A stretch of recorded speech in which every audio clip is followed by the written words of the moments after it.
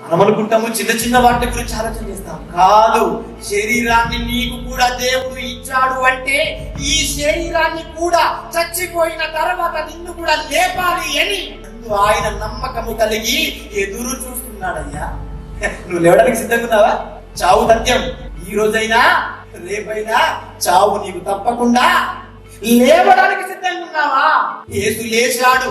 ప్రపంచం ఇప్పటికీ మాట్లాడుతుంది ఈ విషయం గురించి. మనం కూడా పెట్టుకున్న సభలు అదే. యేసును కూర్చిన వార్త సమాజంలోనికి పంపడానికి కదా. మరి నిన్ను గురించి నువ్వు లేవకూడదా? సమాధి చేయబడిన తర్వాత నువ్వు కూడా లేవాలి. లేవాలి అంటే దేవుడి కార్యక్రమాలను నీవు ఉండాలి, దేవుడి పనులలో నీవు ఉండాలి. ఈ రోజు ఉన్నావా దేవుడి పనులలో? లేరండి. కానీ ఆ మృతుల పునరుద్ధానం అంటే చనిపోయిన తర్వాత తిరిగి లేవాలి అని ఒక భక్తుడు ఎలా ఉన్నాడో తెలుసా?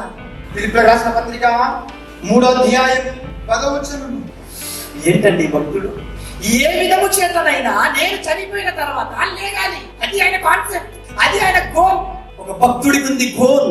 నీకేముంది? ఒక భక్తుడు పెట్టుకున్నాడు ఒక డ్రీమ్. నీ డ్రీమ్ ఏంటి?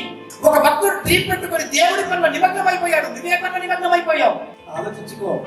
ఈ జీవిత కాలం పనుల కోసం, ఈ జీవనోపాధి పనులలో బిజీ, దేవుడి పనులలో బిజీ కాదు.